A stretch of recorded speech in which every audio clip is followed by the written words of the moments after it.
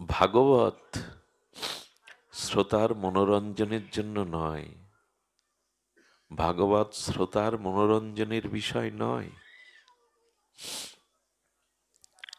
ভাগবত সাক্ষাৎ প্রেম প্রদায়িনী, শ্রদ্ধ হৃদয় অবরুদ্ধতি শুশ্রবি তৎক্ষণাৎ। ভাগবত কেমন জানেন? কেউ যদি আজ প্রভাতে সংকল্প করে বাসে, আজ প্রপকাদ্যি আগ্রায় আমি হরিকথা শুনতে যাব, কিন্তু সে যদি কোনো কার্যান্তরে না আসতে পারে, গোবিন্দ বললেন ওই ভাগবতের শ্রবণের যে ইচ্ছাটা জেগেছিল, ওই মুহূর্ত সদ্য হৃদয় অবরুদ্ধতি শুশ্রবি তৎক্ষণাৎ। গোবিন্দ বললেন ও আমার কথা শ্রবণ করতে যাবে, ভাগবত শ্রবণে যাবে, এই ইচ্ছাটা অভিলাষটা প্রকাশের সাথে সাথে আমি তার হৃদয়ে বাধা পড়ে যায়। সে শ্রবণ করতে যায়নি, আমি অবরুদ্ধ হয়ে যায়। এই হলো ভাগবত। শুধু শ্রবণের ইচ্ছা হৃদয়ে জাগরিত হলো, সদ্য মানে সেই মুহূর্তে হৃদয়ে অবরুদ্ধ, অবরুদ্ধ মানে বাধা পড়ে গেলেন। শুশ্রবি তৎক্ষণাৎ। গোবিন্দ বললেন জন্ম জন্মান্তরের অপরাধ পাপ প্রারব্ধের কারণে আজ তুমি যেতে পারলে না, কিন্তু আমি তোমার হৃদয়ে বাধা পড়ে আছি যাতে তুমি ভাগবত শ্রবণে যেতে পারো। এই জন্য আমি তোমার হৃদয়টা শুশ্রূষা করে দেব, যাতে আগামীতে আমাকে বুকে নিয়ে তুমি আমার কথা শুনতে যেতে পারো। শুশ্রবি। এই জন্য ভাগবত পাঠ শ্রোতাদের মনোরঞ্জনের জন্য নয়, আসর মাতানোর জন্য নয়। ভাগবত শ্রবণ হলো চিত্তকে বিষয় রাগ থেকে, বিষয় অনুরাগ থেকে গোবিন্দের প্রতি অনুরাগ জাগাবার নামই হলো ভাগবত। মৃত্যুকে পরাভূত করবার নামই হলো ভাগবত। অনন্ত জন্ম মৃত্যু চক্র হতে মুক্তির নাম হলো ভাগবত।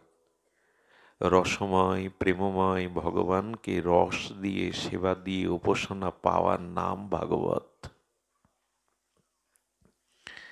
এই জন্য আপনাদের মনোরঞ্জন করবার দক্ষতা মেধা কিছুই নাই, শুধু ব্যাকুলতা চাই।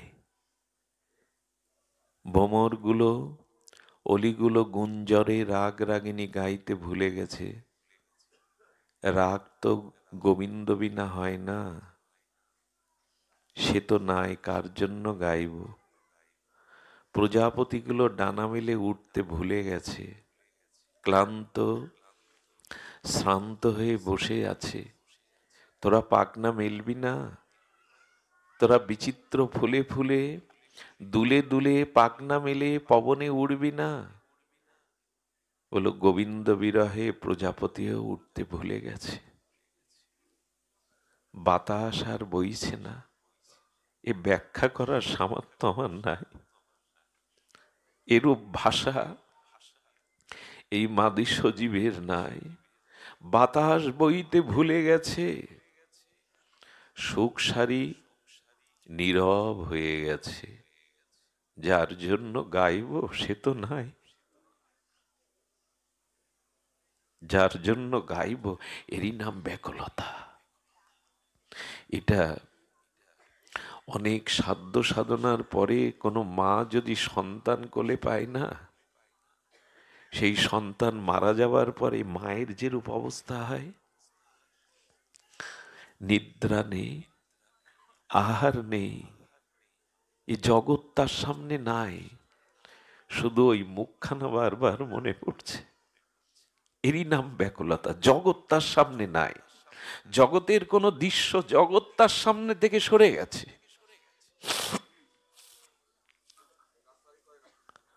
নই, ব্যাকুলতা। গাভীগুলো তৃণ খেতে ভুলে গেছে, গাভীগুলো মুখে তৃণ নিতে ভুলে গেছে, আকাশের দিকে তাকে অনুভব করছে আমাদেরকে এমন করে আর কে ভালোবাসবে। গোবিন্দ গোষ্ঠলীলাতে মাঝে মাঝে ক্লান্ত হয়ে একটা বটের শাখাতে সে নেমে এসেছিল, মাটির বুকে বৃক্ষের শাখাটা নেমে এসেছিল। একটা মানুষ অনায়াসে মাথা রেখে ঘুমাতে পারে, যেন বৃক্ষ বলছে তোমার একটু বিশ্রামের ব্যবস্থা করে যদি সেবা করাতে পারি আমার বৃক্ষ জনম ধন্য। বৃক্ষটার সেই নেমে যাওয়া শাখার উপরে একটা মানুষ ভালোভাবেই ঘুমাতে পারে। গোবিন্দ ঘুমিয়ে পড়েছে। সুরভি শ্যামলী গাভীগুলো এসেছে, এসে ওরা গোবিন্দের চরণের দিকে তাকিয়েছে,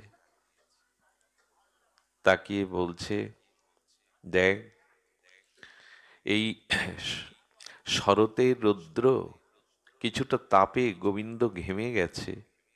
আচ্ছা বলতো, গাভীগুলো নিজেদের মধ্যে পরস্পর আলাপ বিনিময় করে বলছে গোবিন্দকে বাতাস দেব, বিজন করব, হাত তো নেই, তার এই শ্রান্ত ঘর্মগুলি মুছিয়ে দেব, আমাদের তো হাত নেই বিজন করবার। সেবার জন্ম তো পাইনি, সেবা করবার মতো সৌভাগ্য তো পাইনি। কি করেছে জানেন? পুচ্ছে দিয়ে, লেজ পুচ্ছ, সেই লেজের পুচ্ছ দিয়ে ওরা হাওয়া করছে, তুমি শীতল হও। আর মনুষ্য জন্মের দুটো হাত পেয়ে গোবিন্দকে কখনো বিজন করেছি বলে মনে হয় না। গাভীগুলো বলছেন দেখ, মা যশোদা তার গোপালের জন্য, আমাদের যুবরাজের জন্য, নন্দের নন্দনের জন্য খুব সুন্দর করে পাদুকা তৈরি করেছিল। মা যশোদা বলছে গোপাল, তোর কোমল চরণ ফুলের মতো নরম, কত কত কাটা ফুটবে, কাকর ফুটবে, ব্যথা পাবি ওই চরণে, বাবা পাদুকা পর। বলেন মা, আমার অত্যন্ত প্রিয় গাভীগুলো তো পাদুকা পরে না, ওরা যদি পাদুকা না পরে, আমি ওদের সাথী, ওরা আমায় ভালোবাসে, ওদের পাদুকা না পরালে তো আমি পাদুকা পরব না। এ জগতে ভালোবাসার প্রতিদান ভগবানই দিতে পারে, আর কেউ না। প্রতিদান তিনি দিতে পারেন।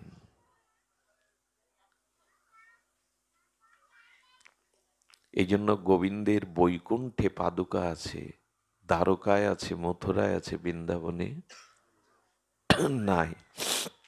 গাভীগুলো বলছে দেখ, গোবিন্দের চরণে কত ধুলি লেগে আছে। আচ্ছা, আমরা যে চরণটা মুছে দেব, কি দিয়ে মুছব? তখন শ্যামলী বলছেন, আচ্ছা আমাদের জিহ্বা দিয়ে গোবিন্দের চরণটা ধীরে ধীরে লেহন করে ধুলি মুছিয়ে দিলে হয় না? ধবলী বলছেন, তৃণ খেতে খেতে আমাদের জিহ্বাটা বড় ধারালো হয়ে গেছে, ব্যথা পাবে, ব্যথা লাগবে রে। কি করেছে জানেন? ধবলী বলছে উপায় আছে, আমাদের জিহ্বার অগ্রদিকটা, উপরের দিকটা ধারালো, কিন্তু বিপরীত দিকটা, নিচের দিকটা বড় কমল। সেই বিপরীত দিক দিয়ে আর চোখের জল ছেড়ে দিয়ে গাভীমা গোবিন্দের চরণকে মুছিয়ে দিচ্ছেন। শেষে একটা নিবেদন কি করলেন জানেন? আগামী জন্মে, মনুষ্য জন্মে ব্রজে বাস দিও, যাতে হাতে করে তোমার চরণ সেবা করতে পারি। আজও কোনো সনাতনী সত্য হিন্দুর গোয়ালে গাভী মারা গেলে ধান দুর্বা দেওয়ার রেওয়াজ ছিল। ওরা বলে গেল, তোমরা আশীর্বাদ করো গোবিন্দ সেবার জন্ম নিয়ে যেন আগামী, জানো আমাদের সবকিছু গোবিন্দ সেবায় লাগলো, দুগ্ধ লাগলো, ঘি লাগলো, মাখন লাগলো, আমাদের চামড়াটা দিয়ে মৃদঙ্গ হলো, হরিবোল বলল, কিন্তু সেবা করবার সুযোগ আমরা নিজেরাই পেলাম না। আমাদের দ্রব্য কাজে লাগলো। তাই তোমরা আশীর্বাদ করো আগামী কোনো জন্মে যেন মনুষ্য জন্ম পেয়ে তার সেবায় ব্রতী হতে পারি। পেলাম তো, সেবার অনুরাগ জাগলো না, সেবার উৎকণ্ঠা জাগলো না। এই ব্যাকুলতাই হলো মহাপ্রভুর দিয়ে যাওয়া মহা অবদান। তার জন্য ব্যাকুল হতে হবে, তার জন্য ব্যাকুল হতে হবে। মহাপ্রভু পুরীর সমুদ্র তীরে, সমুদ্রের যে উত্তাল তরঙ্গ, তার থেকে কোটি গুণ উত্তাল তরঙ্গ বইছে মহাপ্রভুর হৃদয়ে। যারা পুরী ধামে যান, সমুদ্র তীরে সমুদ্রের আলায়িত উত্তাল তরঙ্গ গর্জন হাহাকার শোনেন, তারা তারা খুব সামান্যই গর্জন বা হাহাকার শুনতে পান, কিন্তু গম্ভীরায় যদি কান পাতেন, মহাপ্রভুর বিরহের গর্জন কোটি কোটি গুণ বেশি। এক ফালি মেঘ সমুদ্রের জলে এসে প্রতিচ্ছবি পড়েছে, সেই মেঘখানা দেখেই গোবিন্দের অঙ্গজ্যোতি মনে করে মহাপ্রভু ঝাঁপ দিয়েছে। সেই মেঘের প্রতিচ্ছবি দেখে গোবিন্দ মনে করে এরে বলে ব্যাকুলতা। এটা এটা জাগবে কবে? এটা এটা জাগবে কবে যে না তাকে সেবা। দেখুন, কোনো বস্তুর প্রতি প্রিয়তা না এলে সেই বস্তুকে সেবা ভাবনা জাগে না। যতই আপনি বলুন, কোনো বস্তু ব্যক্তির প্রতি যতদিন আপনার প্রিয়তা এটি না আসছে, ততদিন সেবা ভাব আসবে না। এজন্য ভগবানের অসমধ্য মাধুর্য লীলা কথা শ্রবণ করতে হয়। এই শ্রবণ করতে করতে যদি তার প্রতি একটু একটু প্রীতি জন্মায়, এই প্রীতি জন্মালেই তার গুণাবলী, তার নাম রূপ লীলাবলী যদি আস্বাদন করা যায়, তাহলে প্রিয়তা আসবে। আর প্রিয়তা এলেই প্রীতি আসবে। যেখানে প্রিয়তা নেই সেখানে প্রীতির সেটা ফোটাও নেই, সেবা সেখানে আসেই না। কোনো বস্তু যতদিন আপনার প্রিয় না হবে, ততদিন তাকে সুখী করবার প্রয়াস আপনার মধ্যে আসবে না। এই জন্য তাকে সুখী করার প্রয়াস দরকার। তবে আগে প্রিয়তা চাই, প্রিয়তা। সেই প্রিয়তার অনুরাগ হলে কি হয় জানেন? রাধারানীর গোবিন্দ প্রিয়তা, প্রীতি প্রেমের উৎকণ্ঠা এমন জায়গায় ললিতাকে ডেকে বলছেন, আমি আর কালো দেখব না, আমি আর কালো দেখব না। রাধারানীকে বলছেন, ললিতা তোর কেশ তো কালো, তুই কালো দেখবি না? কালোর কথা, কালো রংটা দেখলেই তোর বিরহ উৎকণ্ঠা বেড়ে যায়। তুই কালোকে দেখবি না অভিমানে, তোর কেশ তো কালো। রাধারানী গৌর সাজছেন, এই দেখুন রাধারানী গৌর সাজছেন। বললেন, আমি যোগিনী হয়ে দ্বারে দ্বারে ভিক্ষা করব, মাথা মুন্ডন করে, কালো কেশ আমি রাখবো না। উৎকণ্ঠা হলে, ব্যাকুলতা এলে এই ভাবগুলো, দশাগুলো আসে। আর কি বললেন? তোর চোখের মণি তো কালো। বললেন, আমি কানা হব, আমি চোখের মণি কানাই হব, কারণ আমার কানা হওয়াই ভালো। আচ্ছা রাধে, তমাল গাছগুলো যে কালো, তমাল দেখলেই তোর কৃষ্ণ ভ্রম হয়। বলেন, আমি তো রাজনন্দিনী, আমি সোনা দিয়ে তমালের কালো অংশটা ঢেকে দেব, কালো আমি দেখব না।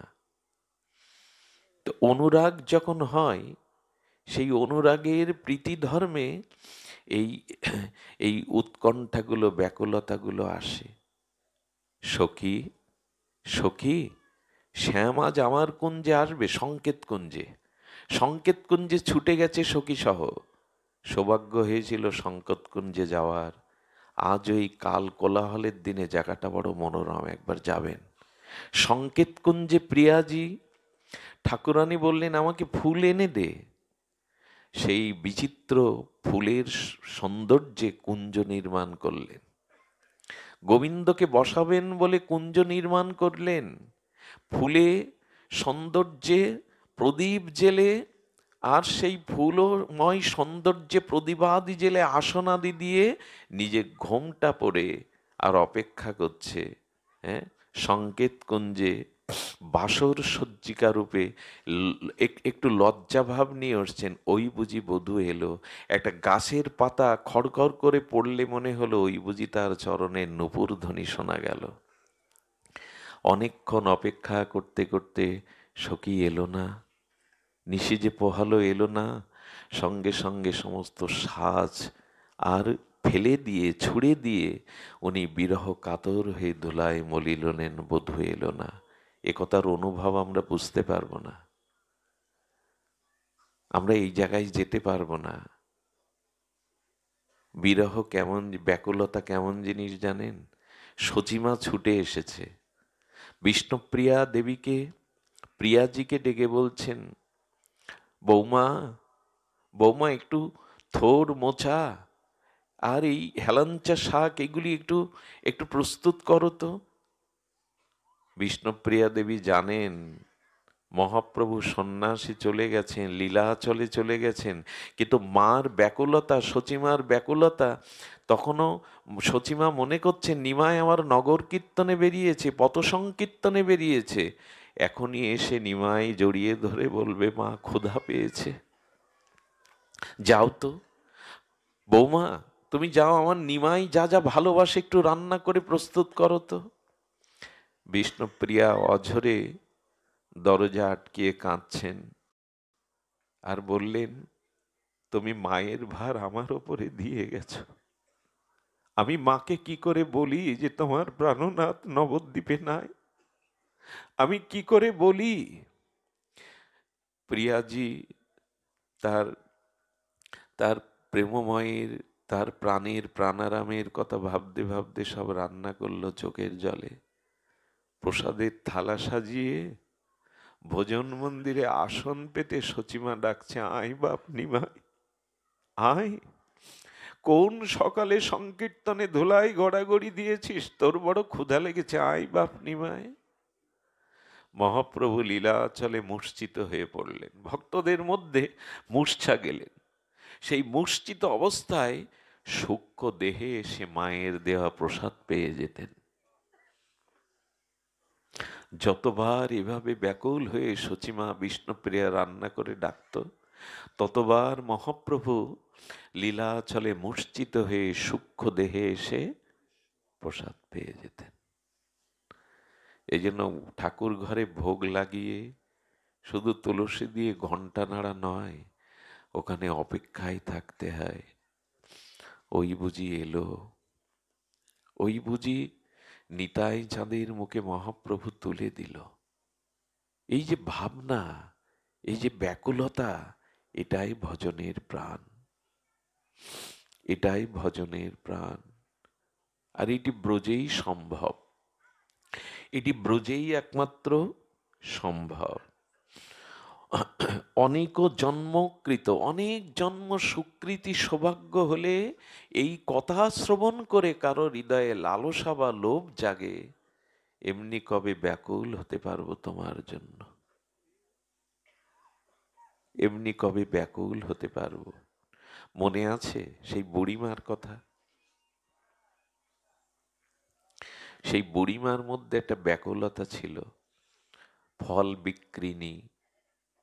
বৃন্দাবনে এক অতি অতি দরিদ্রের কষাঘাতে জর্জরিত এক বুড়িমা, কাপড় নাই, ভালো কাপড় নাই, কাপড়গুলো কতবার সেলাই করে করে মলিন কাপড় পরা, কাচতে গেলে ছিঁড়ে যাবে, তাই ভালো করে পরিষ্কার করা হয় না, ধুলা মেখে আছে ব্রজের।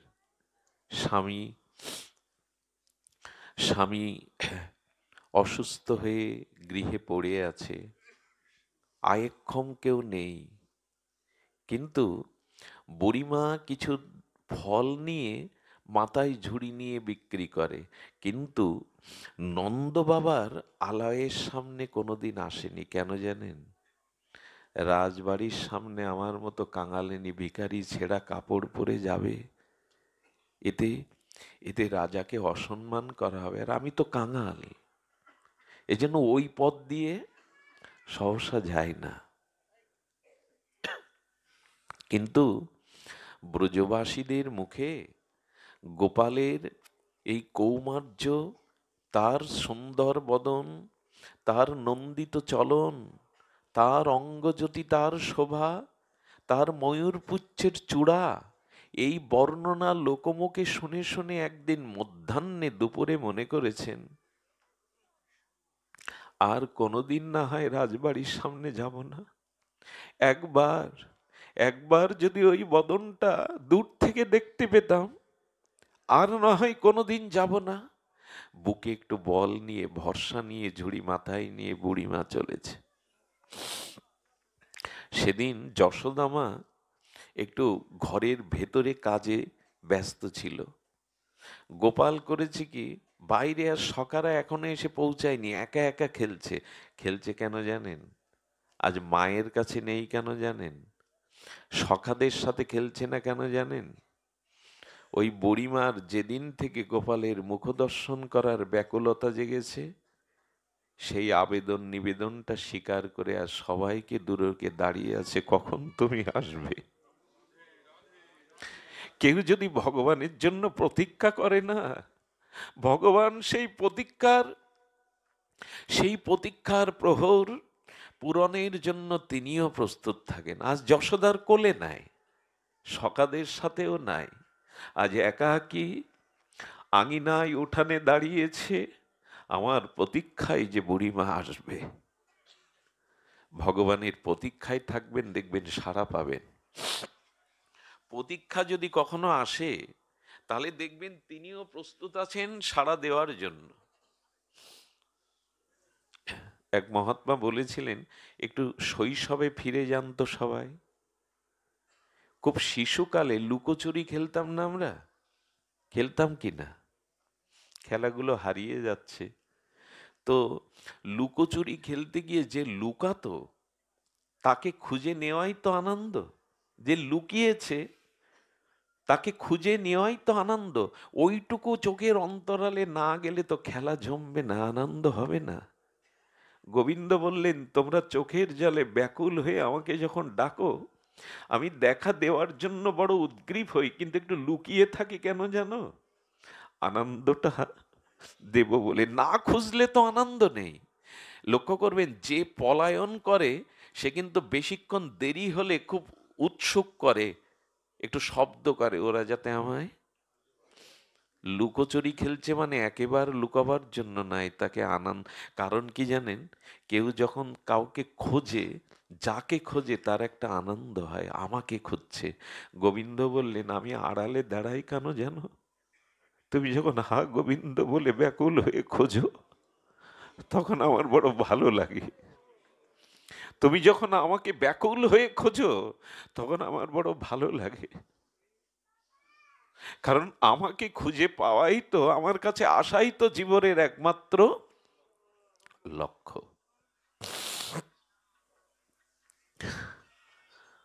বুড়িমা খুব মৃদু স্বরে নন্দভবনের যশোদা আলয়ের সামনে এসে মৃদু স্বরে বলছেন, ফল নেবে? ফল নেবে গো? আচ্ছা, ফল, প্রকৃত ফলটা কি? প্রকৃত ফল আর কিছু নয়। প্রকৃত ফল হলো শ্রী গোবিন্দর চরণ লাভ করা, এটাই তো ফল। উনি যে ফল নেবে গো বলছেন, জগতে গোবিন্দ দেখছেন তোমরা সংসারের যত অর্থবিত্ত মান সম্মান যে ফলগুলো কামনা করো, আসলে মূল ফলটা হলো আমায় পাওয়া, আমায় পাওয়া।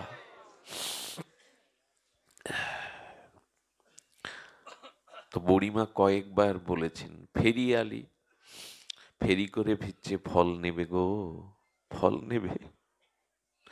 গোবিন্দ দূরে দাঁড়িয়ে বলছেন, তোমার জন্যই তো অপেক্ষা করছি, কখন তুমি।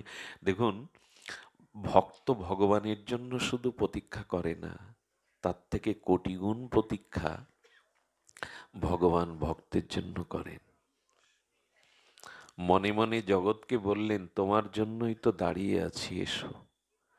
যেই বুড়িমা সামনে এসেছে, দূর থেকে একটা নীল কমল পদ্মের মতো মুখবদন দেখতে পেয়েছে। সেই ছোট ছোট চরণ, নূপুর পায়ে, চূড়া চূড়া বাঁধা, ময়ূর পিচ্ছটা জল করছে, পীতপরণ বসে, গলায় মালা। দেখেই বুড়িমা ঝুড়ি নামিয়ে অপলক নয়নে যাকে দেখব বলে আজ নন্দভবনের সামনে আসবার প্রতীক্ষা ফুরিয়েছে, এ কি সেই, এ কি সেই? আমার নয়ন মন এমন করছে কেন, এ কি সেই? হ্যাঁ, আস্তে আস্তে গোপাল সামনে গিয়ে বলছেন, আমায় ফল দেবে গো? হাত পাচ্ছে গোবিন্দ। আমার মনে হয় যদি অনুরাগে, অরক্তিম অনুরাগে আপনার হৃদয়ের প্রাণ ঢালা ভালোবাসা প্রেমে যদি তাকে কিছু দেন, গীতায় বলেছেন, পত্রং পুষ্পং ফলং তং জমে ভক্ত প্রযোজ্যতে। একটা পাতা দিলেও নেই আমি।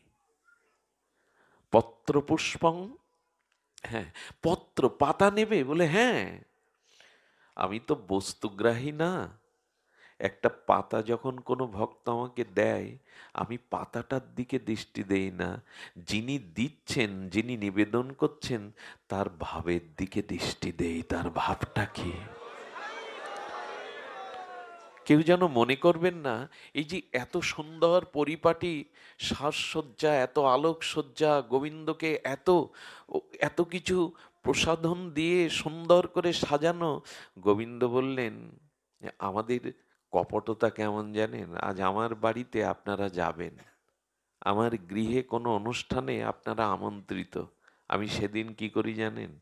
সেদিন ওই আলমারিতে তুলে রাখা দামি ভগবানের পোশাকগুলো বের করি, তাকে অভিষেক করে একটু চাকচিক্য করে পোশাক পরিয়ে তুলে রাখা হার মালাগুলো পরাই, পরিয়ে মুকুট টুকুট দিয়ে আলো জেলে সাজিয়ে রাখি। এই সাজটা তার সুখের জন্য, না আপনারা যাবেন, আপনারা দেখে মুগ্ধ হবেন বলে? এটা কাকে সাজালেন আজ? ভগবানকে সাজাননি। অন্যের কাছে আপনার বিগ্রহকে কত পরিপাটি করে আপনি সেবা করেন, ওটা জানানোর জন্য সাজিয়েছেন। সতী নারী কোনো বাইরের পুরুষের জন্য সাজে? কথা বলবেন, সাজে কি? কোনো সতী নারী পরপুরুষের জন্য নিজেকে সাজায় না। ঘরে বসে মনের আনন্দে গোবিন্দকে সাজাবেন, যেদিন লোকজন আসবে বলে। এটা কপটতা। এটা উনি উনি অন্তরে থেকে হাসেন। আমাকে আমাকে আনন্দ দেওয়ার জন্য ওর সাজগোজ না, দর্শককে, শ্রোতাকে মাতাবে বলে ওর এই সাজ। এই কপটতা আসলে না, ভক্তি অনেক দূরে গিয়ে দাঁড়ায়। কপটতা যেন না করি। অন্তর্যামীকে অন্তর দিয়েই, ভাব দিয়েই তাকে আরাধনা করতে হবে। বুড়িমার অন্তরে যথার্থ ভাব ছিল, তাই আজ বুড়িমার দেওয়ার আগে আজ জগৎ স্রষ্টা, জগৎ প্রতিপালক আজ গোবিন্দই হাত বাড়িয়ে বলছেন, একটা ফল দেবে গো? ওই ছোট করপল্লব লালিমা হাতটা দেখে বুড়িমার কাঁপছে অঙ্গ। হ্যাঁ, এমন সুন্দর কেউ হতে পারে? তোমার কি নাম গো? আমার নাম গোপাল। কি ফল নেবে? তুমি যা দেবে, তুমি যেটা দেবে, একটা ফল দাও। ওর দিকে তাকিয়ে বলছেন, একটা কেন, মনে হয় সব তোকে দিয়ে দি গোপাল। এমন করে হাত পেতেছিস, মনে হয় সবটুকু তোকে দিয়ে দি। কিন্তু কিন্তু গোপাল, সব তোকে দিয়ে দিলে এই কাঙালিনী অভাগিনীর চলবে কি করে? আচ্ছা গোপাল, আমি ফল দিতে পারি, আমাকে দক্ষিণা কি দেবে? ফল নিতে গেলে তার মূল্য দিতে হয়। গোপাল হাত কিন্তু পাতা আছে, হাত পেতেই বলছেন, মূল্য কি জিনিস আমি তো জানি না। গোপাল বলছেন, এই জন্য এই কথাটার সারার্থ কি জানেন?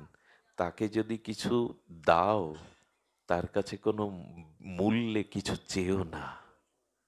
তাকে যদি ভালোবেসে থাকো তাহলে তাকে দাও, কিন্তু তার কাছে কিছু চাওয়ার আকাঙ্ক্ষা যেন না থাকে। গোবিন্দ বলছেন, দেখো মূল্য কি জিনিস। বলে কারো কাছে কিছু নিতে গেলে তাকে আবার কিছু দেওয়ার নাম হলো মূল্য। গোপাল তখন হেসে বললেন, এই ব্রজে আজ পর্যন্ত আমাকে যারা কিছু দিয়েছে কেউ তো মূল্য চায়নি, তুমি চাইছো কেন? বলে তারা তো তোমার মা, তারা তো তোমাকে ভালোবাসে নিজজন, তাদের ঘরের জন। ঘরের জনকে কিছু দিলে তার মূল্য দেওয়া লাগে না। মা সন্তানকে কিছু দিলে কি মূল্য লাগে গো? বললেন, ও গোবিন্দ বলছে, তাহলে ঘরের মানুষ আপনজন কিছু দিলে মূল্য দেওয়া লাগে না, এই জন্য চাই না। তুমি আমার আপন হয়ে যাও না, তুমি আমার আপন হয়ে যাও না। একজন মানুষও যতদিন ভগবানের আপন না হবে ততদিন ভগবান অপেক্ষা করবেন কবে ও আমার হবে। একটা জীবও যতদিন জগতে থাকবে ভগবানের চিত্ত ব্যাকুল হবে কবে ও আমার হবে। সংসারে কেউ কারোর মনের মতো হয় না, হওয়ার চেষ্টাও করবেন না, ওটা হয় না। আমি পাঠক্রমে বলেছি অনেকবার, দুধ চিনি জাল দিলে মেশে, কিন্তু পাথর দুধে দিয়ে জাল দিলে মেশে না। সংসারে কেউ কারো মনের মতো হয়নি, হওয়া সম্ভব একমাত্র ভগবানই আমার মনের মতো হন, আমি যে তার। এই জন্য গোবিন্দ বললেন, তুমি আমার ঘরের মানুষ হও। বুড়িমার এই কথা শুনেই চোখে জল এসে গেছে। ওরে, কোন কোন প্রারব্ধে আজ কাঙালিনী ভিখারি হয়ে দারিদ্রের কষাঘাতে। হ্যাঁ, তবে তবে সে সুকৃতি আমার নেই তোর ঘরের হওয়া। তবে আজ মনে হলো আমার জন্ম সার্থক হলো। গোপাল, তোকে দেখলাম। আচ্ছা, তো ফল দাও না, কতক্ষণ হাত দাঁড়িয়ে। আচ্ছা, তুমি যদি মূল্য নিতে চাও একটু দাঁড়াও, আগে আমায় ফল দাও। যেই হাতে করে ফলটা দিতে গেছে সঙ্গে সঙ্গে বললেন, এ মা, তুমি তো দিতেও জানো না, আমাকে তো এভাবে কেউ ফল দেয় না। কিভাবে দেয়? বললো, কোলে বসিয়ে হাতে করে দেয়।